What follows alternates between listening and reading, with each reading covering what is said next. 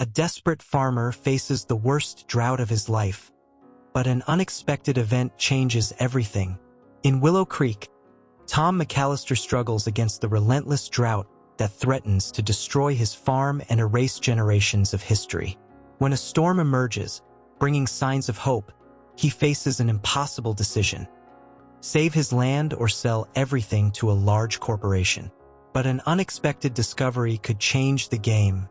The suffocating heat of Texas enveloped Tom McAllister as he watched his farm crumble before his eyes. The relentless sun had been beating down on the land for months, turning the once fertile soil into a hard, cracked surface. The plants that once promised a bountiful harvest were now nothing more than dry skeletons, bending under the weight of their own desolation. The farm, which had sustained his family for generations, seemed on the brink of extinction. Tom stepped off the porch, feeling the hot, dry ground beneath his boots. Each step he took kicked up a small cloud of dust that quickly disappeared into the dry air. He knelt beside a row of dead corn, picking up a handful of earth that crumbled like ashes in his hand. The smell of dry, barren earth filled his nostrils, reminding him of all he was losing. "It can't end like this," he murmured to himself, his gaze lost on the horizon where the blue sky seemed to merge with the arid land. Each day without rain was an affront to his determination, a constant struggle against the helplessness growing within him. The stories of his grandfather, who had bought that land with his life savings, came to his mind with painful frequency. The legacy his father had expanded and made prosperous was crumbling in his hands, and he found himself unable to stop it. Back at the house, bills piled up on the kitchen table. Tom ran his fingers over the sealed envelopes, knowing their contents were a relentless reminder of the mounting debt devouring his farm. The bank had been patient at first, but now that patience had worn thin, and the threats of foreclosure were becoming more and more real. Tom walked to the barn, where the cattle, once robust and healthy, were now thin and sickly, struggling to survive. The strong smell of dry straw and manure mixed in the air as Tom ran his hand over the back of a cow that could barely lift its head. "Hang in there, girl," he whispered, though he knew his words were as dry as the ground beneath his feet. One afternoon, after another frustrating meeting at the bank, Tom ran into his neighbor Charlie at the local convenience store. Charlie, his face marked by the sun and hands calloused from hard work, knew Tom's struggles well. The drought was the main topic of conversation in town, but Tom's situation seemed the most critical. "Tom, you look like a ghost," Charlie said, with evident concern in his voice. "We're all struggling, but you seem to be carrying the weight of the world on your shoulders." Tom sighed, feeling the real weight of that comment. "I don't know what to do anymore, Charlie. I feel like I'm about to lose everything. This land, it's all I have. I can't let it go like this." Charlie, always practical, suggested that Tom visit Father Miguel, who was known for helping people in difficult situations. Tom, who had never been a man of faith, hesitated, but the lack of options made him consider the idea. Maybe, in his hopelessness, a different perspective could bring some light. That night, as the day's heat slowly dissipated, Tom looked up at the starry sky and made a decision. The next day, he would visit Father Miguel. Maybe, just maybe, he would find something that would give him a new direction. The next morning brought a rare freshness, a breeze that seemed almost merciful after the relentless heat of recent months. Tom woke up before sunrise, feeling a mixture of anxiety and hope. He put on his least worn-out shirt, donned the hat he'd worn for years, and began walking towards the small church in the center of Willow Creek. As he walked through the still sleeping streets of the town, the sound of his footsteps echoed in the morning silence. The houses, many as old as Tom's farm, were immersed in shadows, with their doors closed and windows dark. The church appeared before him, its white walls standing out against the sky that was beginning to brighten. The simple bell tower, crowned with a cross, was a silent reminder of the faith many there sought in times of need. Tom hesitated as he reached the church door. It had been years since he had entered, and the weight of his disbelief made him feel like an intruder. He took a deep breath, pushing the heavy wooden door, which creaked softly as it opened. The interior of the church was cool and serene, a stark contrast to the world outside. The walls were decorated with religious images that seemed to watch him as he walked towards the altar. Father Miguel stood before the altar, lighting candles with a calm that Tom envied. The soft smell of wax and incense filled the air, creating an atmosphere of reverence that Tom couldn't ignore. "Good morning, Tom," said Father Miguel, turning with a welcoming smile. His eyes shone with an understanding that Tom didn't expect to find. "Good morning, Father," Tom replied, taking off his hat and holding it in his hands, like a shamed boy. "It's been a while since I've seen you here," Father Miguel commented, with a tone that mixed curiosity and understanding. "Yes, the farm keeps me busy," Tom said, trying to justify his absence. "But today I don't know who else to turn to," he admitted, feeling his voice tremble slightly. Father Miguel nodded, as if he already knew what was coming. "Let's talk, Tom. Come, sit here with me." He indicated a nearby pew, and the two sat, the father facing Tom, who kept his gaze fixed on the floor. Tom began to speak, his voice a whisper in the church's silence. He poured out his heart about the devastating drought, the loss of crops, the sick cattle, and the crushing pressure of the debts. Each word that came out of his mouth seemed to relieve a bit of the weight he carried on his shoulders. Father Miguel listened in silence, without interrupting, offering only small gestures of encouragement. When Tom finally finished speaking, Father Miguel remained silent for a few moments, as if carefully choosing his words. "Tom," he began, his voice gentle and full of compassion, "I understand your pain and anguish. Life puts us before challenges that sometimes seem insurmountable. But I believe there is always light, even in the darkest moments." Tom sighed, feeling somewhat relieved, but still skeptical. "With all due respect, Father, I don't know if faith can make it rain or pay my debts. I need something more concrete," he said with a tone of despair. Father Miguel smiled softly, an expression of patience and understanding on his face. "Sometimes solutions come from where we least expect, Tom. I want you to come with me to the sacristy." Intrigued, Tom followed the father to the small room behind the altar. Father Miguel opened a drawer and took out a small cloth bag, which he handed to Tom. "What is this?" Tom asked, curious. "These are seeds," explained Father Miguel. "Seeds I received from a farmer in a remote village in Mexico during a pilgrimage. He told me these seeds brought blessings to his lands, even in the hardest times. I want you to plant them around your main crop and pray with faith." Tom looked at the bag in his hands, feeling a mixture of skepticism and hope. "I don't know what to think, Father, but if I have no other option, I'll do it." Returning home, Tom decided to follow Father Miguel's advice. He chose a space around his main crop, dug small holes in the dry earth, and planted the seeds, murmuring a silent prayer, asking for a miracle. The weeks that followed brought growing agony for Tom McAllister. The land he had cared for so diligently now seemed an extension of his own despair. The seeds he planted in hopes of a miracle remained buried beneath the hardened crust of the soil, showing no signs of life.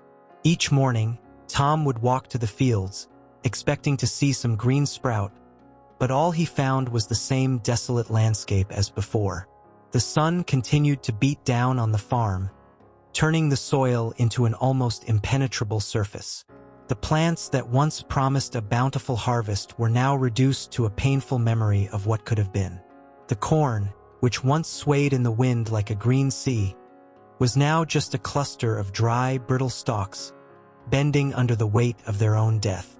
The cattle, once the pride of Tom's farm, were in a pitiful state. The animals, thin and sickly, could barely stand, and Tom knew that soon he would have to make the difficult decision to sell them for meager prices or worse, sacrifice them. The smell of death hung in the air, mingling with the smell of dry straw and dust that seemed to permeate every corner of the farm. Meanwhile, the bills continued to arrive, piling up on the kitchen table. Tom knew time was running out. The bank had sent another notice, warning him that foreclosure was imminent. Each letter he opened made him feel more and more cornered. He was at a crossroads. Sell the farm for a pittance or wait helplessly as the property was taken away. Both options were unacceptable, but he knew the clock was ticking. One night, after an exhausting day trying to keep the few remaining animals alive, Tom sat on the porch, a cup of cold coffee in his hands. The sky was clear, with not a single cloud in sight, and the stars shone with cruel indifference. He looked towards the horizon, where the sky and earth met in a line that seemed to stretch on forever. He felt defeated, a man fighting against forces he could not control. "Maybe it's time to give up," he murmured to himself, feeling the weight of the words as the warm wind swayed the dried-out trees around the house. Martha, his wife, came out of the house and sat beside him. She looked at him with tenderness but also with concern. Martha had always been a strong woman, a rock in times of difficulty. She had supported Tom in all his decisions, even the most difficult ones. However, the current situation was beyond what she could comfort with words. "Tom, I know things are bad, but we've faced challenges before," she said, trying to keep hope alive. "Somehow, we always find a way." Tom squeezed Martha's hand, feeling grateful to have her by his side. But he knew this time was different. "It's never been this bad, Martha. I never thought the day would come when I'd consider selling the farm, but here we are." Martha looked at him with eyes full of love and understanding. "You've always been a man of principles, Tom. I know how much this land means to you, to us, but maybe it's time to think about a new beginning. Selling the farm doesn't mean we've failed. It means we're being realistic." Tom couldn't stop a tear from escaping his eyes and running down his face. He knew Martha was right, but the thought of giving up the farm, of everything he and his family had fought to build, was almost unbearable. That night, Tom stayed awake, staring at the bedroom ceiling while Martha slept beside him. He reflected on her words, on the uncertain future that awaited them, and began to accept the painful reality that maybe it was time to leave the farm behind. But something inside him still resisted, a small flame of hope that refused to be completely extinguished. The next morning, the decision was made. Tom woke up before sunrise, determined to put the farm up for sale. Though the decision left him deeply saddened, he knew he could no longer delay the inevitable. Martha accompanied him in silence as he gathered the necessary papers, feeling the weight of the decision they were both about to make. As Tom organized the documents on the kitchen table, something unusual happened. A distant thunder rumbled through the air, breaking the morning silence. Tom lifted his head, incredulous, thinking he might be imagining things. He ran to the porch and looked at the sky, where a dark, heavy cloud was forming on the horizon. The cool breeze that accompanied it was unlike anything he had felt in recent months. Martha joined him, looking at the sky with a mix of hope and disbelief. "Could it be?" she murmured, not taking her eyes off the approaching clouds. The thunder rumbled again, this time closer. Before they could react, the first drops of rain began to fall, timid at first, but quickly turning into a torrential downpour. Tom and Martha stood there, paralyzed, watching the blessed water finally arrive to flood the fields, fill the wells, and transform the arid landscape into a vision of renewed hope. The storm seemed endless, as if the entire sky was pouring its accumulated fury over Willow Creek. Tom felt the rain soak his clothes, running down his face like tears he hadn't been able to cry. He closed his eyes and lifted his face to the sky, feeling the water wash over his weary soul. When the rain finally stopped, it was already dawn. The silence that followed was almost deafening, interrupted only by the constant dripping of water from the trees and rooftops. Tom couldn't sleep, eager to see the state of his crops. When the sun finally rose, he ran to the fields with Martha close behind. What they found was nothing short of a miracle. The corn crops, which had been on the brink of death, were now revitalized, with green, vibrant leaves full of life. The soil, which had been hard and cracked, was now soft and moist, exuding the fresh scent of wet earth. Tom fell to his knees, feeling a mix of gratitude, relief, and a new hope growing within him. "Martha, you won't believe what happened," he exclaimed, still breathless, calling for her. Together, they walked through the field, observing the changes the rain had brought. But the biggest shock came when Tom approached the spot where he had planted Father Miguel's seeds. Around the main crop, plants he had never seen before had sprouted. They were large flowers, with vibrant petals that seemed to reflect the sunlight in a unique way. "These are the seeds Father Miguel gave me," Tom explained, still in disbelief. "I didn't know what to expect, but look at this." Martha, still impressed by the scene, gently touched one of the flowers, feeling its unusual texture. "Tom, this is incredible. These plants, they might be the answer to everything we've been facing." In the days that followed, Tom began to realize that these rare plants could represent a new chance for his farm. He knew there were still many challenges ahead, but for the first time in months, he felt that maybe, just maybe, there was a way out of his situation. Determined to learn more, Tom decided to seek help from his son Mike, who worked as a biologist at a university. After the discovery of the mysterious plants that had grown around his corn crop, Tom immediately contacted his son Mike, who worked as a biologist at a university in the city. Mike, intrigued by the description of the plants, decided to visit the farm to investigate further. Upon arrival, he was impressed by what he found. "Dad, this is incredible," Mike said as he examined the vibrant flowers surrounding the main crop. "These plants are not common. I've never seen anything like them in our region." Tom, full of curiosity and hope, watched as Mike collected samples for analysis. "Do you think they might be valuable? Maybe something that could help us save the farm?" Tom asked, trying to contain the growing hope in his chest. Mike nodded as he continued to examine the plants. "They certainly seem promising. I'll take some samples to the lab and see what I can discover. It might be that these plants have properties we don't know about, and who knows, this could open new possibilities for the farm." The days that followed were filled with anxiety for Tom. He knew the fate of his farm might depend on the results of Mike's analysis. During this period of waiting, Tom revisited his conversations with Father Miguel and Martha's words. He knew he was at a decisive moment, where each decision could change the course of his life and his family's legacy. Finally, Mike returned with the conclusions. He arrived at the farm with a smile that Tom hadn't seen in months.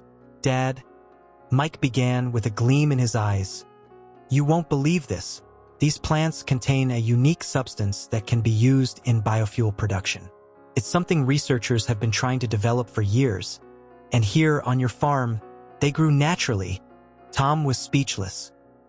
He looked at Martha, who was beside him, and saw the same mix of shock and hope reflected in her eyes. "This means these plants could be worth much more than any corn crop," Mike continued. "If we can produce this on a large scale, it could be the solution we need to keep the farm running and, who knows, even prosper." The news brought a mixture of relief and excitement to the McAllister family. Tom, who had almost lost hope, now saw a new possibility unfolding before him. But along with this new opportunity came new responsibilities and difficult decisions. Mike suggested that they seek out agricultural and energy specialists to explore the potential of the plants. He also mentioned the possibility of partnering with the university, which could invest in infrastructure and development on the farm itself, without the family having to give up their land. Tom and Martha knew this was a unique opportunity, but they also understood that they needed to be careful. The farm had been through so many difficulties, and the last thing they wanted was to make rash decisions that could risk everything again. Meanwhile, news about the rare plants and their possible scientific applications began to spread. Soon, The small farm in Willow Creek became the center of attention, attracting the curiosity of researchers, companies, and even the government. Proposals began to arrive, some offering large sums of money to acquire the farm and the rights to the plants.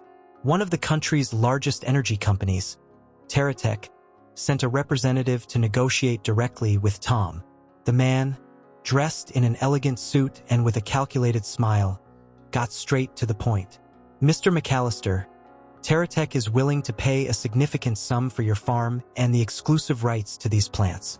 We can transform your property into a cutting-edge biofuel production center. This will ensure your family's financial security for generations."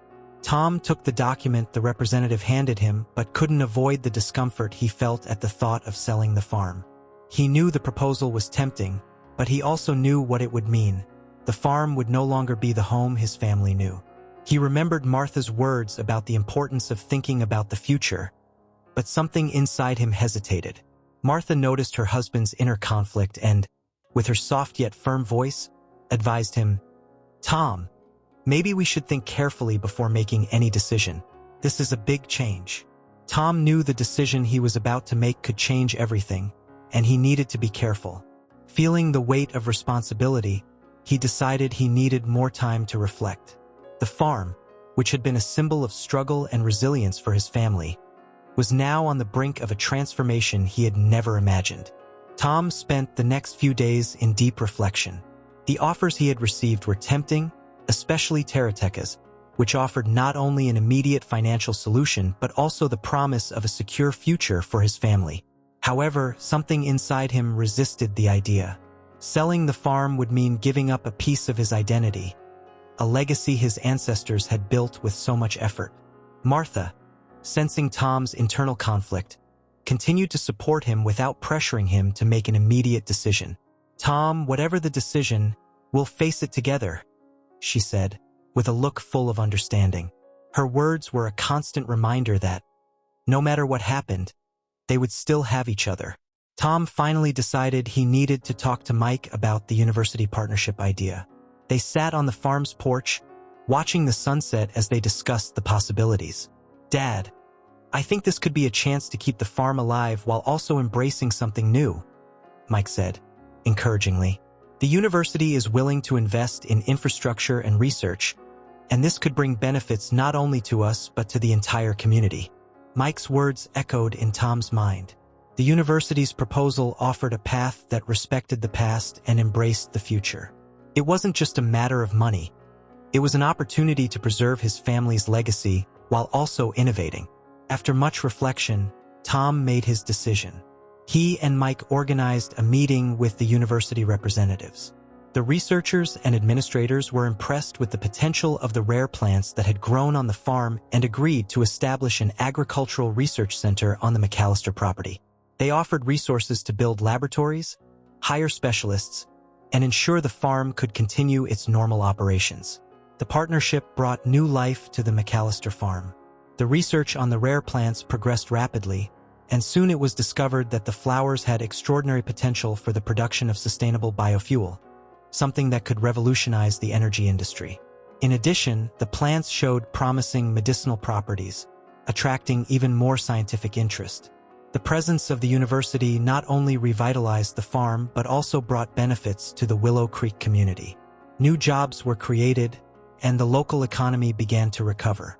The small town, which once seemed on the brink of oblivion, now flourished alongside Tom's crops.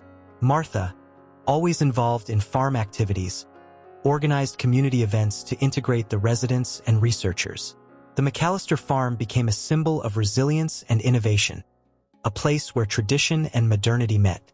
The residents, who once saw the farm as an example of struggle and hardship, now saw it as a beacon of hope and progress. Tom, now older, looked at his farm with pride. He had made the right decision, preserving his family's legacy while also contributing to a promising future.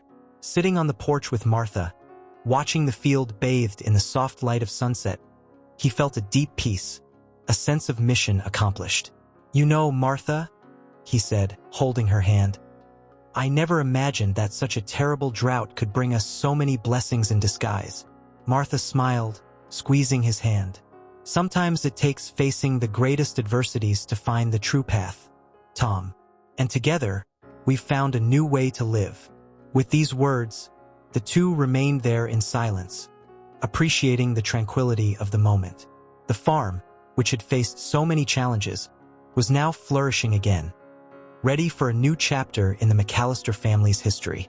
And as the stars began to appear in the sky above them, Tom knew that his legacy was safe, prepared to be passed on to future generations.